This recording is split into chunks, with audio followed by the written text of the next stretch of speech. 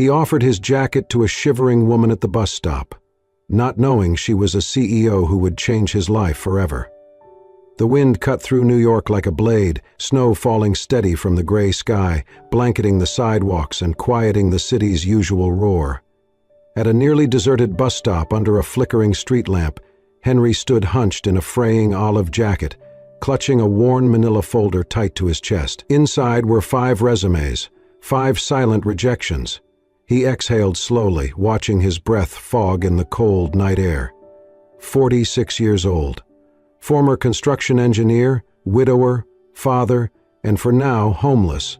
The thought landed heavily on him, like the snow piling at his feet. The red glow of a nearby pharmacy sign blinked 8:41 p.m. The bus was late. Cold had soaked through his worn boots. Then, through the snow, a woman appeared. She looked 30-something, in a business skirt and blouse, no coat, heels clicking on the pavement. Her wet hair clung to her face, arms wrapped tightly around herself.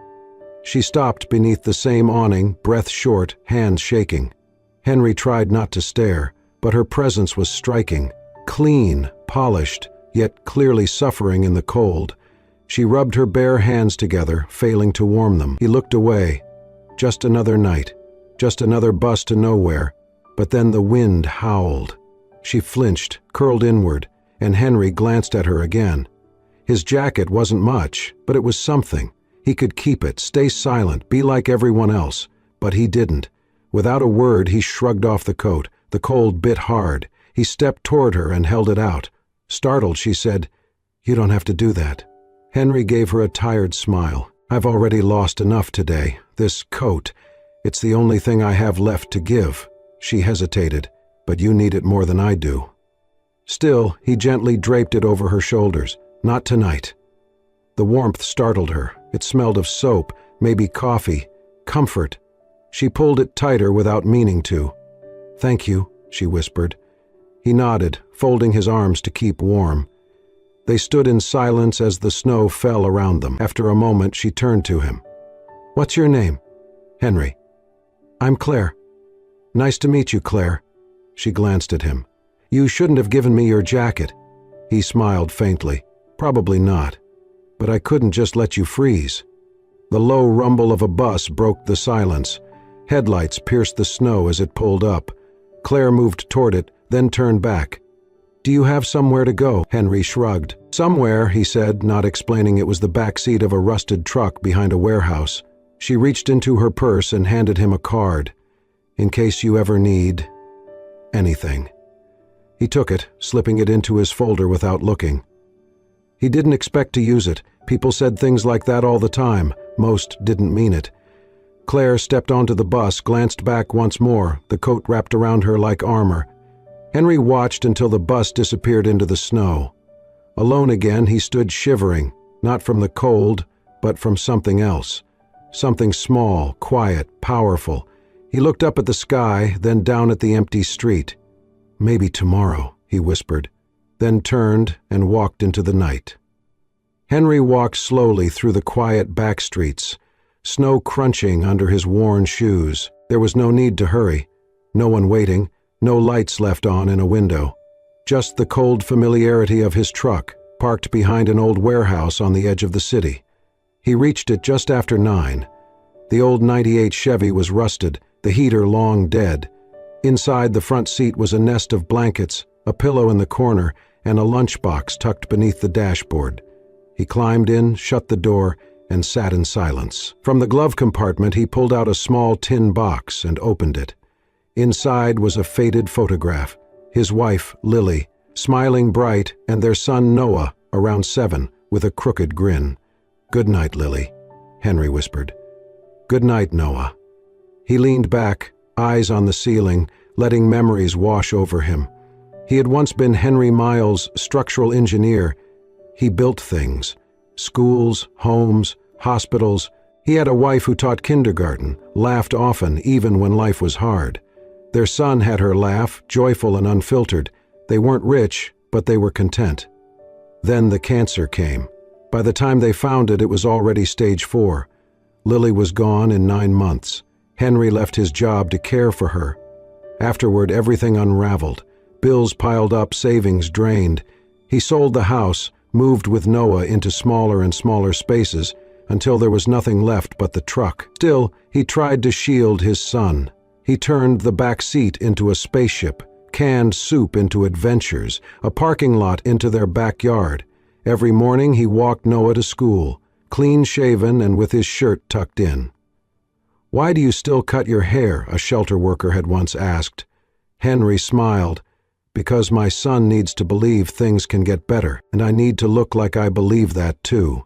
He worked whatever jobs he could find, moving furniture, fixing gutters, sweeping construction sites. It wasn't enough, but it kept them together, until last fall. A social worker stepped in, said it wasn't safe, said Noah needed stability. Henry didn't argue. He knew they were right. Through blurry eyes, he signed the papers, hugged his son, and promised, "Just for now, I'll come back for you." Since then, every day had been a climb. He sent resumes, stood in job fair lines, took notes at free workshops, studied codes at the library. He was building a plan, slowly, quietly. Tonight had made that plan feel further than ever. Still, sitting in his cold truck, rubbing his arms for warmth, he thought of Claire, the woman at the bus stop. How cold she'd looked, how surprised when he offered his coat.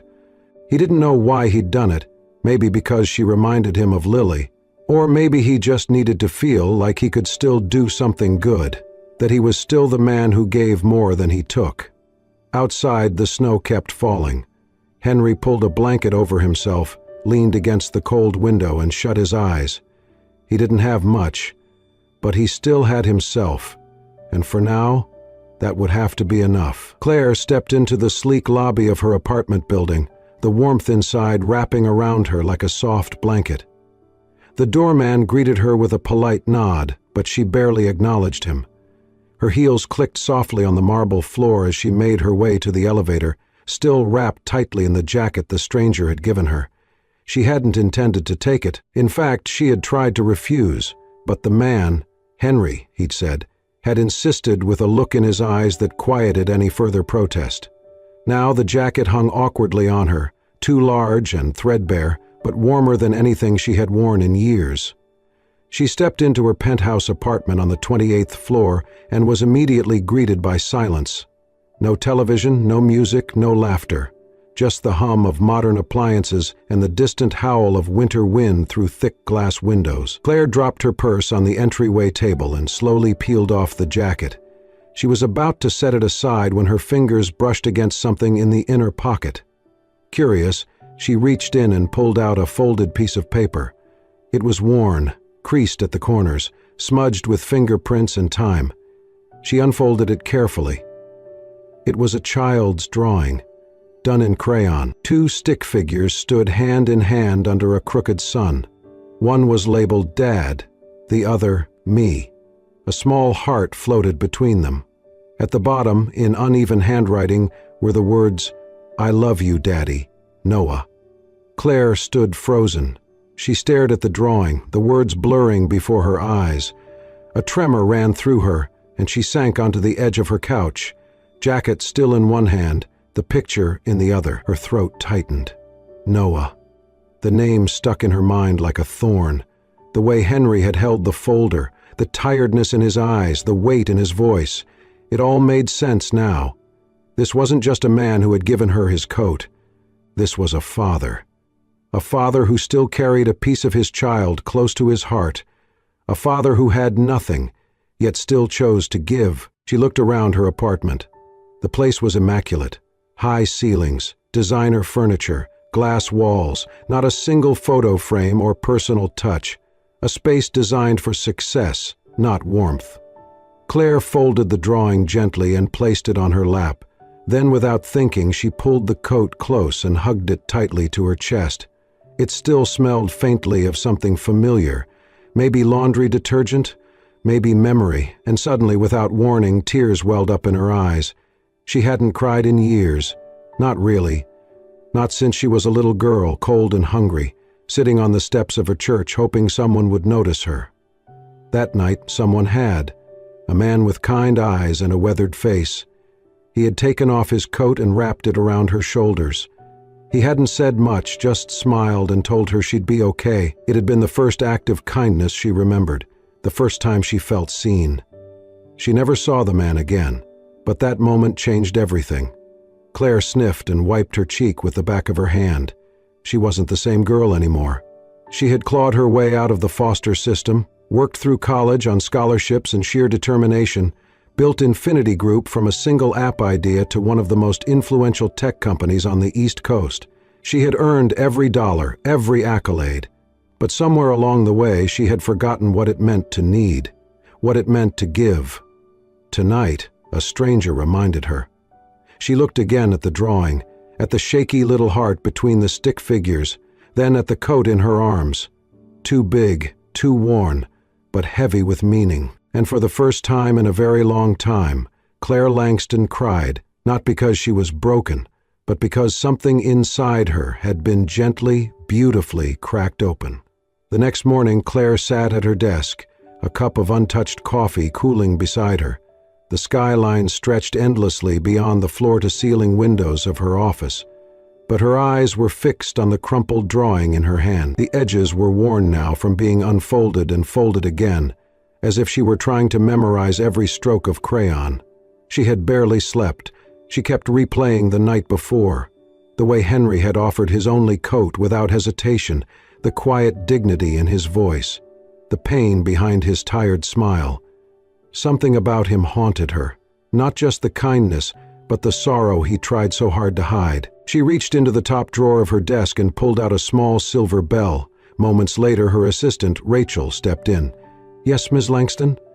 "I need you to help me find someone," Claire said, her tone calm but firm. Rachel blinked. "Of course. Who?" Claire hesitated for a fraction of a second. "His name is Henry. I don't have a last name. He was at the 56th and Madison bus stop last night around 8:30. He gave me his jacket. I want to find him." Rachel looked surprised, but she nodded. "I'll see what I can do. And Rachel, this stays between us." Over the next few days, Claire's instructions were carried out with quiet efficiency. Her team, used to locating elusive developers and poached executives, now turned their skills toward piecing together the life of a man who lived in the shadows. They pulled traffic camera footage from the nearest intersections. Henry's figure appeared briefly, blurred and bundled in his jacket. They traced the bus routes that stopped in that area around the time Claire boarded. Cross-referenced with entry logs, they narrowed down a handful of potential riders. None of them matched corporate databases. Finally, Rachel returned with a thin folder. "His name is Henry Miles," she said. "It used to be a structural engineer, no recent employment records. I found some online forum posts asking about job openings. He listed a contact number linked to a prepaid phone, no permanent address." Claire flipped through the pages, a copy of an old driver's license photo, a LinkedIn profile frozen in time, a scan of a construction license that had long since expired. No arrest records, no scandals, just absence. Claire closed the folder. The silence in the room felt heavy. "Where is he now?" Rachel shifted. "One of our guys spotted him yesterday near the south end of the Bronx. There's an old pickup truck parked behind a warehouse. He's been seen coming and going, sleeping in it." Claire stood. "I want to go there." Rachel hesitated. "Claire, are you sure? We could arrange for someone to approach him or bring him here." "No," Claire interrupted. "This isn't a meeting, it's personal." Rachel said nothing, but her eyes softened. "I'll have someone drive you." An hour later, Claire sat in the back seat of a black sedan as it wove its way through streets far removed from boardrooms and glass towers. They passed shuttered storefronts, graffiti-covered walls, and people who moved with heads down against the cold. The driver pulled up near the warehouse. Claire saw it immediately, the old Chevy tucked into the shadows, snow piled up around its tires. It looked like it hadn't moved in days. She stepped out into the chill. The air smelled like rust and damp concrete. Her heels crunched softly on the gravel as she walked slowly toward the truck. Through the windshield, she could just make out a figure in the front seat. As she got closer, the door creaked open. Henry stepped out, blinking in the daylight. He looked at her with confusion at first, then recognition. His expression shifted. Puzzlement, caution, then something like embarrassment. "Claire?" he said, his voice rough with sleep and surprise. She offered a small, uncertain smile. "Hi, Henry." He looked down at himself, at his wrinkled clothes, the snow-dusted boots, the truck behind him. "What are you doing here?" "I came to find you," she said simply. He frowned, crossing his arms. "Why?" She hesitated. "Because I couldn't stop thinking about what you did, about the kind of person who gives his only coat to a stranger." Henry gave a bitter laugh. "You didn't have to track me down for that. A thank you card would have done the job." "It's not about thanks," she said. "It's about not letting something good disappear without being seen." For a long moment they stood in silence. Two people from different worlds, brought together by an unlikely act in a bitter wind. Henry finally exhaled. "You came all this way, just for that?" Claire nodded. "Yes, and maybe something more." The next time Claire saw Henry, he was bent over a stack of cinder blocks at a construction site on the edge of Queens. She had waited in her car for 20 minutes, watching from a distance as he moved steadily, silently, hauling, stacking, lifting, in the biting cold, with the quiet resolve of a man used to being overlooked. He wore a worn flannel shirt, the sleeves rolled to his forearms despite the chill, and his breath puffed out in visible clouds. His hands were calloused, nails dirty, but his movements were precise, efficient, purposeful. When he took his break and sat on a low wall with a plastic water bottle in hand, Claire stepped out of the car and walked toward him. Henry looked up and did a double take. He stood quickly, brushing dust from his pants. "Claire?" "Hi again," she said, her smile small, genuine. "What are you doing here?" She handed him a cup of coffee she'd brought with her. "Thought you might like something warm." He took it hesitantly, his eyes searching hers. "You really didn't have to." "I know, but I wanted to." They stood in silence for a beat before she added, "Would you come with me, just for a bit? I'd like to show you something." Henry looked down at his work boots, then back at the foreman in the distance. "I've still got a few hours on shift." "I already spoke to him," Claire said. "Told him you had an interview." His brows raised. "I don't have an interview." "You do now," she replied. Henry let out a short laugh, more surprised than amused. "Okay, let's see what this is about." They drove in silence. Henry glanced out the window, fidgeting occasionally, conscious of his appearance. Dusty jeans, rough hands, the faint trace of sweat on his collar. Claire didn't seem to notice. When they arrived at Infinity Group's downtown headquarters, Henry hesitated in the marble-floored lobby, eyeing the massive glass walls, the polished chrome, the endless buzz of people in suits. "I don't belong here," he said under his breath. Claire turned to him. "Just come upstairs." They entered a private conference room with floor-to-ceiling windows that overlooked the skyline. Claire offered him a seat, then closed the door and sat across from him. Henry cleared his throat. "So, what's all this about? Returning the coat?" Claire shook her head. "No, this isn't about the coat. I kept that. It's mine now." Henry blinked. "Okay." She leaned forward. "I didn't come to thank you. I came because you made me remember something I forgot. A version of myself I had buried under years of boardrooms and deadlines. You reminded me that real change doesn't always start with innovation or strategy. Sometimes it starts with kindness." Henry looked down. "Claire, I'm just a guy trying to survive. And that's exactly why I brought you here." She slid a folder across the table to him.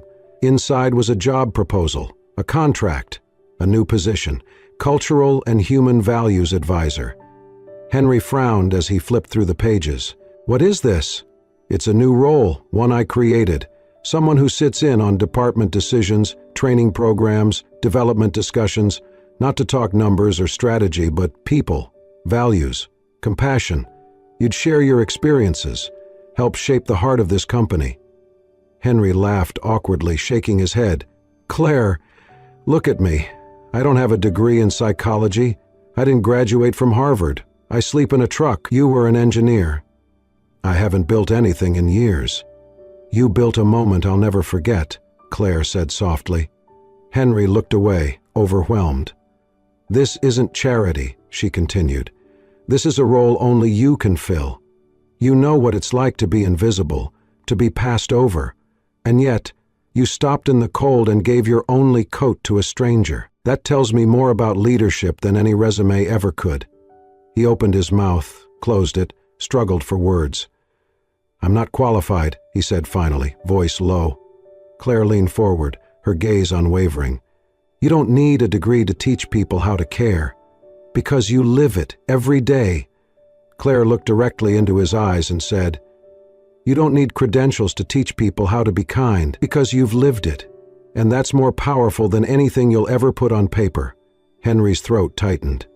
He stared down at the proposal, then back at her. And for the first time in years he felt something flicker inside him. Not fear, not defeat, but hope. Raw, unfamiliar, terrifying. Hope. Henry sat alone on the bench outside the towering office building, the job proposal resting unread in his lap. His fingers ran along the edges of the folder, but his eyes stared off into the busy street, unfocused. He couldn't do it. It wasn't that he didn't want to. Somewhere deep down, he did, but fear gripped him, tight and familiar, the kind that whispered cruel things late at night. "She's just being nice. This isn't real. You'll mess it up, you always do."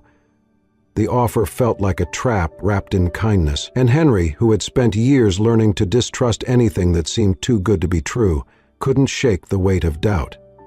He didn't see Claire step out of the building and walk toward him until she sat beside him in silence. "You haven't opened it," she said softly. Henry gave a dry chuckle. "Didn't think I needed to. I already know how this ends." Claire tilted her head. "How?" "Someone like me doesn't end up in a place like this. You don't build a company like Infinity by hiring people who sleep in trucks. You think I made you an offer out of pity? I think I don't belong in your world." Claire looked ahead for a moment, then stood. "Come with me, just for an hour." "Claire?" "No suits, no meetings. Just trust me." Against his instincts he stood. They drove in silence for over 30 minutes, away from the city's shining towers and into a quieter part of town. Finally they pulled up in front of a modest red brick building with a faded green awning. A painted sign read, "Thomas's Place, a safe space for every child." Henry followed her inside. The walls were bright, covered in handprints, painted animals, quotes about kindness. The air smelled faintly of crayons and warm bread. Laughter echoed from down the hall, high, joyous, unfiltered. Children. Claire led him past a community kitchen, a reading room, into a wide playroom filled with second-hand toys and handmade posters. Kids of all ages were sprawled across the floor, building puzzles, reading, playing. "This place," Claire said quietly, "was named after the man who saved me." Henry looked at her. "I grew up in foster homes, bounced around. Some were kind, some weren't. One night, I ran away. It was freezing. I was 12. I curled up outside a church, just waiting for morning." She paused. Her voice softened. "He found me. An old man named Thomas. He gave me his coat, sat with me all night. Didn't ask questions, just stayed." Henry didn't speak. He couldn't. "I never saw him again," Claire continued. "But that moment, it was like someone reached into the darkness and said, 'You matter.' I built this place because of him." She turned to face Henry fully. "And last week, someone else gave me a coat. Didn't know who I was. Didn't ask for anything, just gave." Henry swallowed hard. "You remind me of him," she said. "Not because of what you gave me, but because of who you are." They stood in silence, surrounded by the sounds of life and laughter. Henry's eyes wandered across the room, at the children playing, a volunteer tying a shoelace, a young boy reading aloud with too much energy. It felt warm, real. Claire touched his arm gently. "I don't need you to fit in a boardroom, Henry. I need you to remind people of this, of what it means to care." Henry didn't respond, not with words. His eyes were wet now. He looked down, trying to blink them away, but they came anyway. Quiet, unguarded tears. And then he nodded.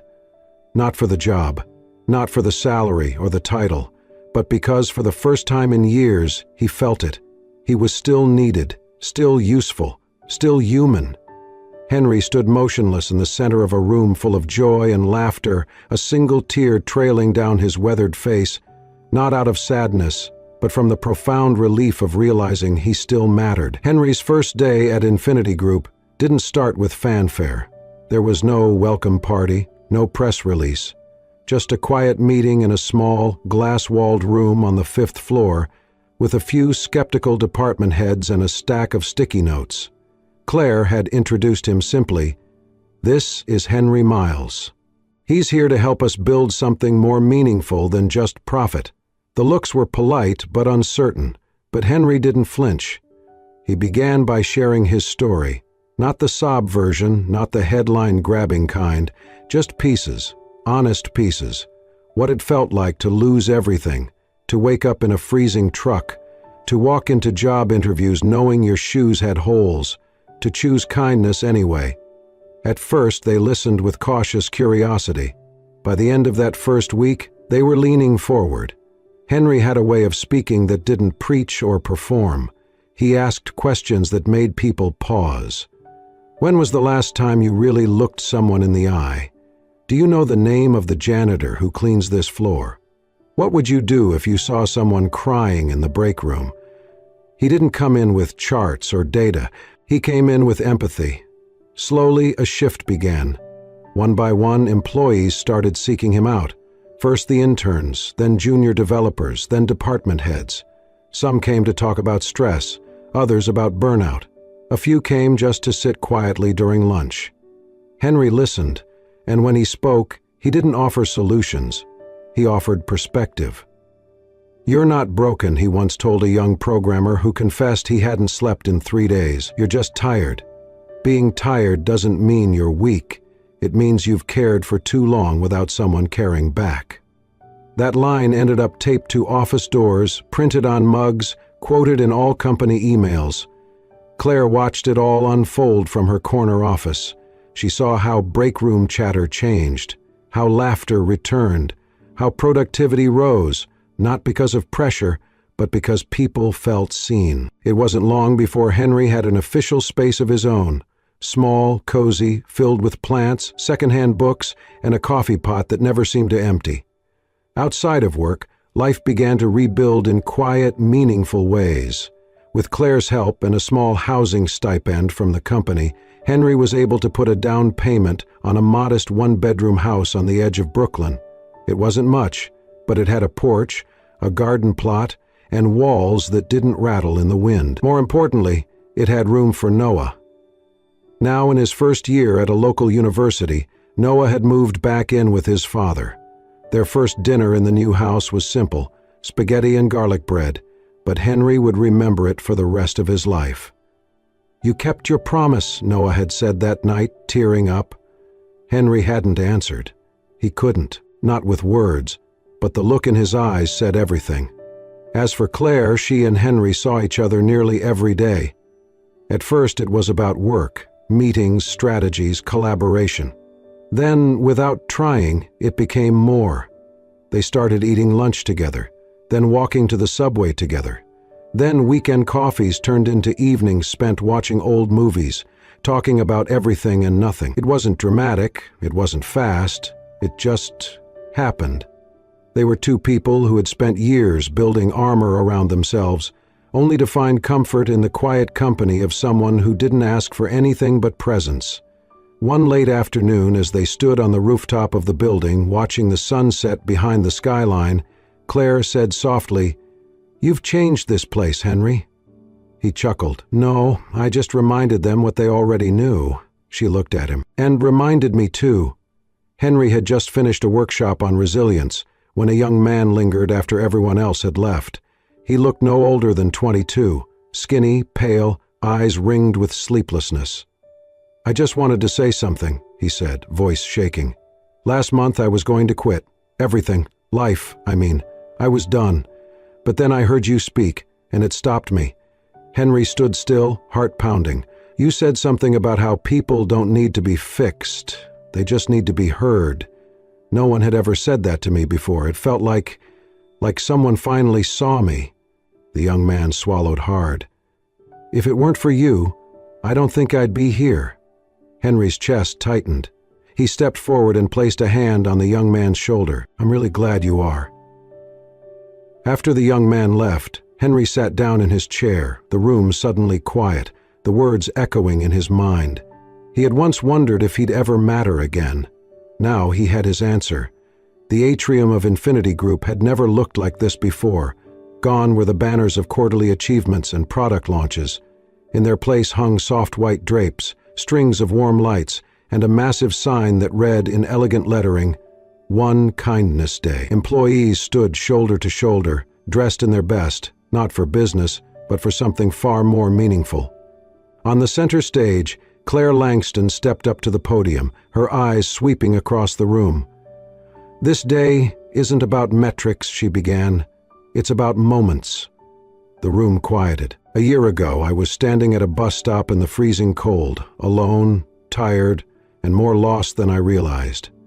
And then a man whom I had never met did something no one else had that night. He gave me his coat. A murmur of recognition stirred through the crowd.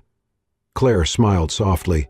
It was old, worn, but it was everything, because it reminded me that kindness, real kindness, doesn't wait until it's convenient. It shows up when the world least expects it. She turned to the easel beside her and removed the cloth draped over it. There, behind a glass frame, was the very same coat, frayed at the sleeves, faded from years of use, but preserved like something sacred. Beneath it, engraved on a bronze plaque, read the words, One small act of kindness can rewrite a life. Claire's voice wavered slightly. That act didn't just change my night, it changed the course of my life. And today we honor not just that moment, but the man who made it possible. She turned toward the edge of the stage. Henry, will you come up here? Henry stood slowly from his seat. Dressed in a simple suit, borrowed from a friend but pressed with care, he made his way through the applause. His face, still lined with time and hardship, now carried something lighter, something peaceful. He stepped up beside her. Claire reached into her pocket and pulled out a small envelope. This belongs to you, she said. Henry opened it. Inside was the title deed to his new house, stamped and official. Gasps echoed through the crowd. Claire leaned in with a smile. No more sleeping in trucks. The room erupted in applause once again, but Henry held up a hand. I actually have something too, he said, reaching slowly into his jacket pocket. From it he pulled out a small box, simple, worn, clearly held onto for some time. He looked at Claire, heart pounding. You said this coat changed your life, but you changed mine. Gave me back my name, my son, a roof, and hope. He opened the box. Inside was a silver ring, not flashy, but shining quietly under the lights. I kept it in the pocket, he said, voice trembling, because if there's anything more valuable than this coat, it's you. Claire stared at him, eyes filling. Claire Langston, will you marry me? A beat of stillness, then she laughed. A soft, choked, beautiful sound, and nodded through tears. Yes, of course yes. The crowd rose in a standing ovation, cheers and claps bouncing off the high glass ceiling. 1 month later they were married. The wedding wasn't held in a grand ballroom or a five-star resort. It took place at Thomas's place, the little red brick community center that meant the world to them both. Children made paper flowers. The chairs didn't match. The cake was baked by one of the interns from Henry's mentorship program, but the room glowed with something money couldn't buy. Claire wore a simple white dress, her hair loose. Henry once again wore that same suit. Noah stood at his side as best man. The guests were volunteers, co-workers, people from shelters, and dozens of young employees who once sat in Henry's tiny office searching for purpose. During the vows, Claire held Henry's hands and looked into his eyes. Once you gave me a coat, she said, her voice clear and sure. Tonight, I give you my whole life. Her words fell over the room like sunlight through a stained glass window. Soft, radiant, unforgettable. Henry couldn't speak. He just nodded, tears slipping down his cheeks as the crowd around them dabbed at their eyes. Laughter followed, music played. The reception spilled out into the courtyard, where children ran barefoot and strings of fairy lights danced in the twilight. Someone snapped a photo. Henry and Claire stood beneath the sign of Thomas's place, side by side, her head on his shoulder, his arm around her, and beside them on an easel stood the old coat. Silent, worn, and now immortalized. That image would go on to circulate online, shared, reposted, and talked about. A symbol not just of second chances, but of how something as simple as kindness could reach into the cold and rewrite everything. Sometimes, the smallest gesture, a coat, a smile, a kind word, can echo further than we ever imagine. Henry didn't have much, but he gave what he could. And in return, he didn't just change Claire's life, he found love, purpose, and a new beginning. Their story reminds us all, kindness doesn't require perfection. Just presence. Just heart. If this story touched you, if it reminded you that hope still lives in unexpected places, please like, share, and subscribe to Soul-Stirring Stories. Here, we tell the tales that warm the heart, restore your faith in humanity, and remind us what truly matters. Until next time, stay kind and keep believing.